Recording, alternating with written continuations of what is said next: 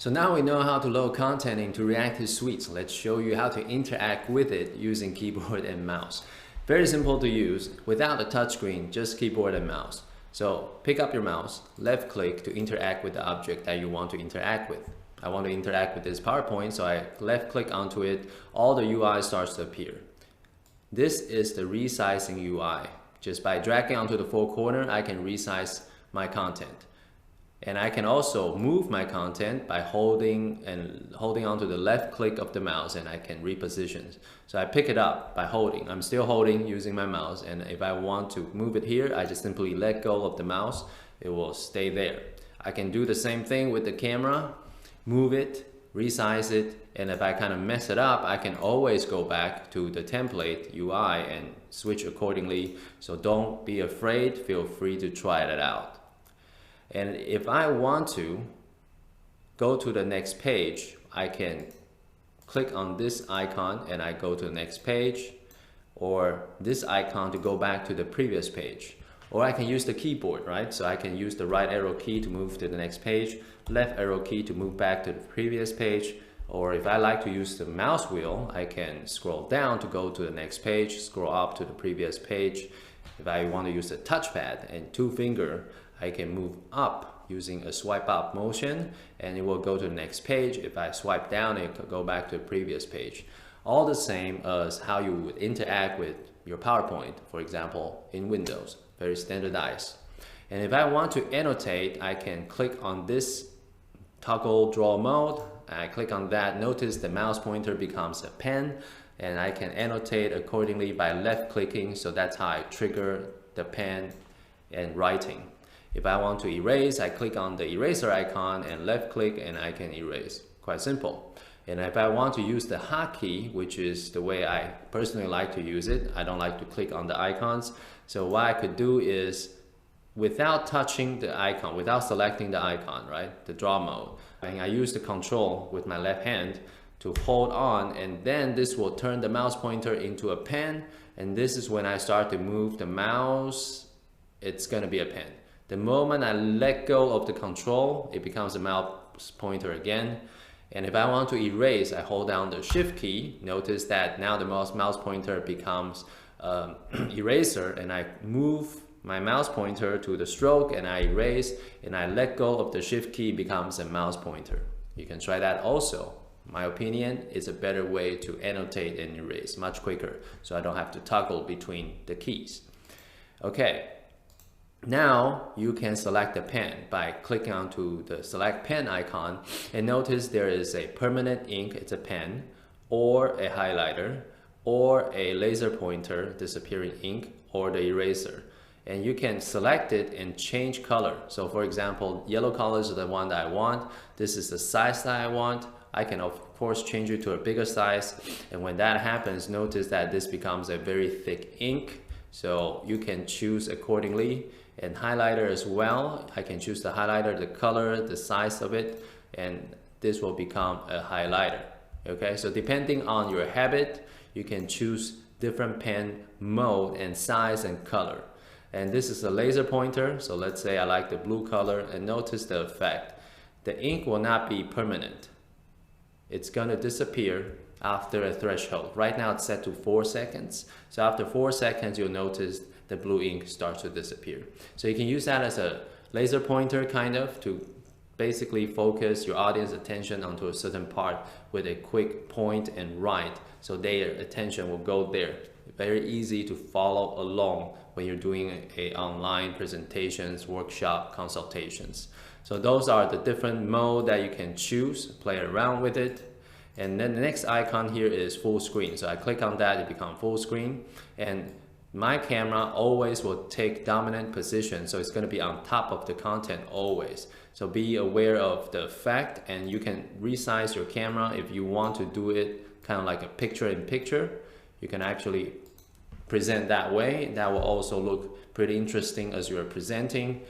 Or you can make it side by side, but be aware of the positions and your flavor. So that's how you are able to create the presentation layout that you have.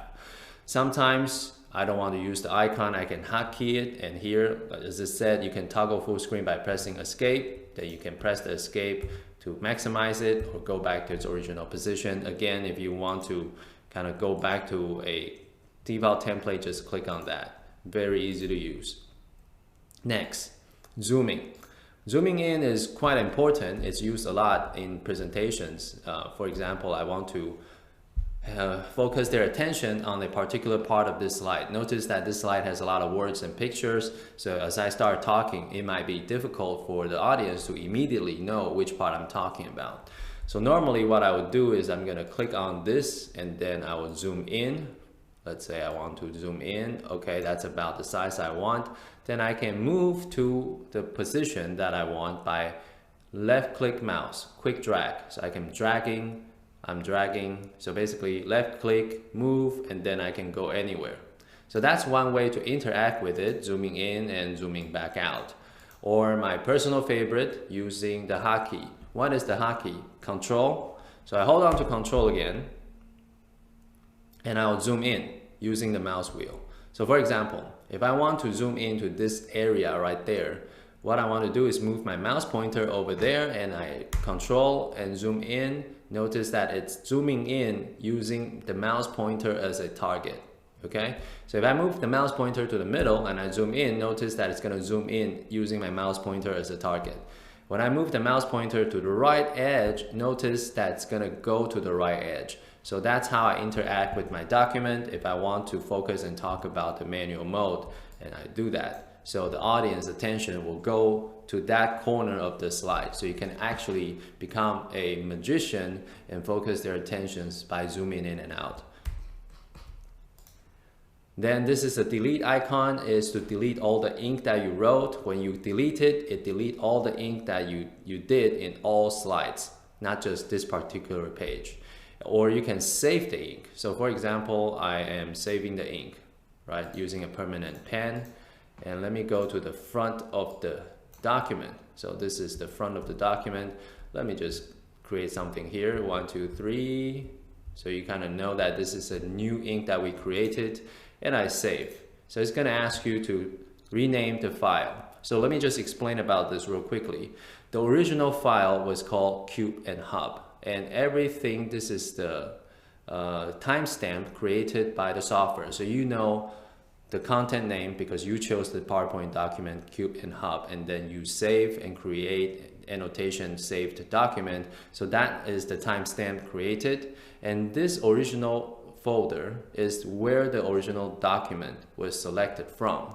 So it's gonna save a copy back to the original folder right next to your original copy. So let's say this is satisfactory. I click OK. It just did. The save is done. So let's open it up in PowerPoint. There are several ways to look for that document. First, if you remember where the folder was, you can go into Windows Explorer and look for that. Or you can click on here. This says Launch in Explorer. You click on that, then it's going to launch the Windows folder where the document was selected. Remember, I used Cube and Hub as a document, and then I created copies. So this is the newest copy created. Okay, I'm going to open it up at PowerPoint. Notice that's the ink, recognized as Windows Ink by Microsoft Document. So you can actually annotate and write within Reactiv Suite. All the inking and annotation will be recognized as Windows Ink in Office documents such as PowerPoint, Word, and Excel. So it's very easy to interact with a document and send it out as meeting minutes or send it out as draft notes. For example, let's say if you want to highlight that user needs to actually change this tagline, you can basically write out your idea here, and then your participant or your team member can see this and they can fix the tagline and erase it accordingly. So this is very easy to use. Everything is compatible with Microsoft Office. Okay, so that's the Save Ink. So that's it with how to interact with your content using keyboard and mouse. Start to try it out.